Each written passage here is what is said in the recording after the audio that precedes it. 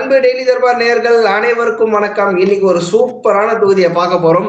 Clash of the Titans அப்படின்னு சொல்லக்கூடிய நாலுமே ஸ்டார் வேட்பாளராக இருந்தா என்னடா பண்றது அப்படின்ற மாதிரி ஒரு பயங்கரமான டஃப் காம்படிஷன் இருக்கக்கூடிய ஒரு தொகுதி தான் மதுரை சென்ட்ரல் மத்திய மதுரை தொகுதியை தான் நம்ம பார்க்க போறோம். திமுகவிலிருந்து பழனிவேல் தியாகராஜன் ஒரு ஹெவி வெயிட் வராரு. அதிமுகவிலிருந்து சுந்தர் சி டைரக்டா சினிமால இருந்து பாஜகவில் அவங்க ஒய்ஃப் இருந்தாலும் அதிமுக சார்பாக புதிய நீதி கட்சி சார்பாக சுந்தர் சி அவர்கள் போட்டியிடுறாரு.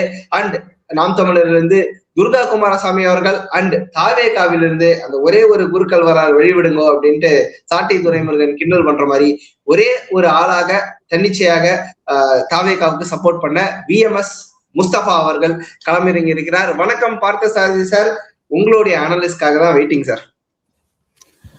வணக்கம். இது ஒரு எகெயின் அந்த பழனிவேல் தியாகராஜன் பிடிஆர் அந்த அவங்களோட ஃபேமிலியோட இது ஒரு ரொம்ப இம்பார்ட்டன்ட் அவங்களோட கோட்டைன்னு.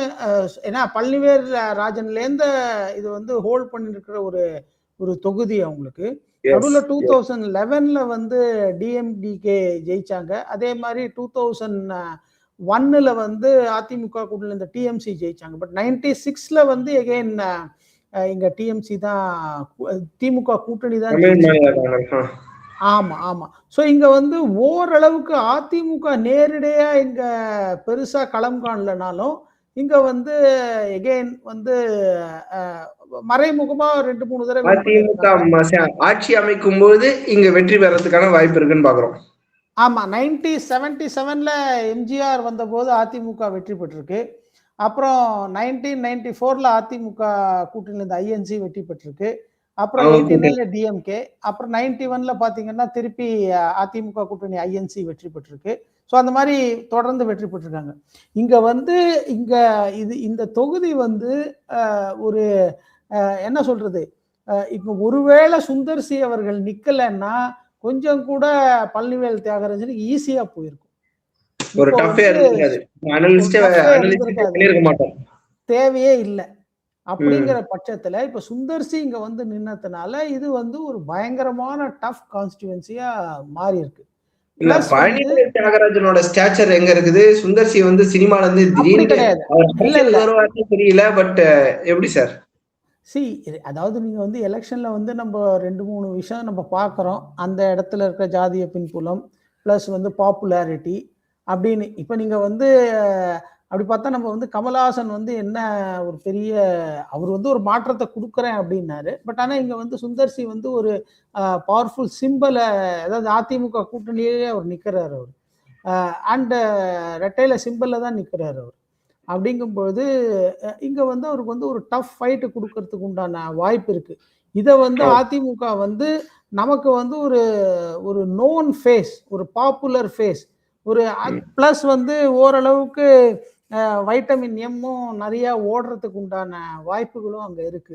அந்த விதத்திலேயே அவங்க ஓரளவுக்கு டஃப் ஃபைட் கொடுக்கறதுக்கு உண்டான வாய்ப்பு. இன்னும் யார் வெற்றி பெற வாய்ப்பு இருக்குன்னு நீங்க சொல்லல. பட் அதுக்கு முன்னாடி ஒரு கடைசி கொஸ்டினா, எவ்வளவோ கஷ்டப்பட்டு முஸ்தபா அவர்கள் விஜய்க்கு சமூக வலைத்தளங்கள் ஆகட்டும், நியூஸ் சேனல்ஸ் ஆகட்டும், எல்லா இடத்துலயும் விஜயை தாங்கி பிடித்த ஒரே தலைவராக முஸ்தபா அவர்கள் இருந்தாரு. இன்ஃபேக்ட் அந்த ரம்ஜான் நோன்பு எல்லாம் ஆர்கனைஸ் பண்ணதெல்லாம் கூட அவர் தான்.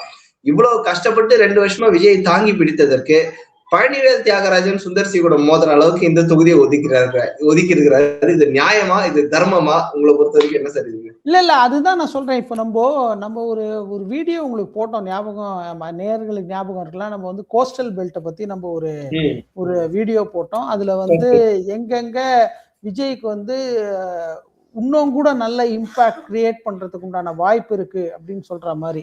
ஆனா அவங்க அந்த மாதிரி சில, இப்ப நீங்க VMS முஸ்தபாக்கெல்லாம் அந்த மாதிரி ஒரு தொகுதி செலக்ட் பண்ணி அவங்க கொடுத்துருக்கணும். ஏன்னா இங்க ஒரு 2 ஹெவி வெயிட்ஸோட மோத விடுறதுல இப்போ உங்களுக்கு இது முதல் தேர்தல். சீமான் சொல்ற மாதிரி நல்ல ஒரு பயிற்சியா அமையும் அவருக்கு. அடுத்த தேர்தல்ல களம் காண்றதுக்கு கொஞ்சம் கூட வசதியா இருக்கும். ஸோ ஆனா இந்த தேர்தல்ல திரு பழனிவேல் தியாகராஜனுக்கு தான் நம்ம இந்த தொகுதியை கொடுக்கணும். Okay, speaking about the elephant in the room, இந்த இதுல வெற்றி வாய்ப்பு அப்படின்றது பழனிவேல் தியாகராஜன் தான். பழனிவேல் தியாகராஜனுக்கு தான்.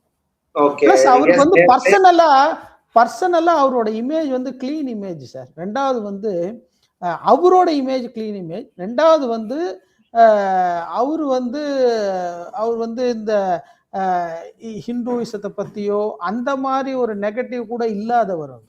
ஸோ அப்படி பார்க்கும்போது அனைத்து சமூகத்தினரோட நன்மதிப்பும் அவருக்கு ஒரு நெகட்டிவிட்டி இல்லாததுனால அவருக்கு அநேகமா தன்னுடைய சுய அந்த ஒரு ஸ்டாண்டிங்ல அவர் ஜெயிக்கிறதுக்கு வாய்ப்பு இருக்கு.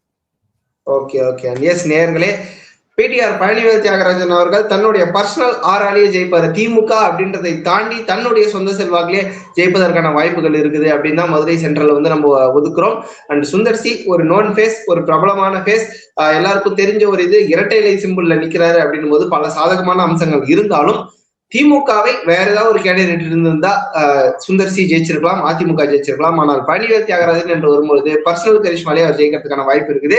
அந்த பரிதாபத்திற்குரிய நிலையாக தாவேகாவின் முஸ்தபாக்கு இந்த தொகுதியை கொடுத்தே இருக்கக்கூடாது அப்படின்ற கருத்தையும் பார்த்தசாரதி சார் அவர்கள் முன்வைத்திருக்கிறார். ஸோ எஸ், இந்த மதுரை சென்ட்ரல் தொகுதியை நாம் திமுகவுக்கு ஒதுக்குகிறோமோ இல்லையோ பழனிவேல் தியாகராஜன் அவர்கள் வெற்றி பெற போகிறார் அப்படின்ட்டு நம்ம ஒதுக்கி வைப்போம். தேங்க்யூ சார், மிக நன்றி. இன்னொரு தொகுதியில் சந்திப்போம். நன்றி சார்.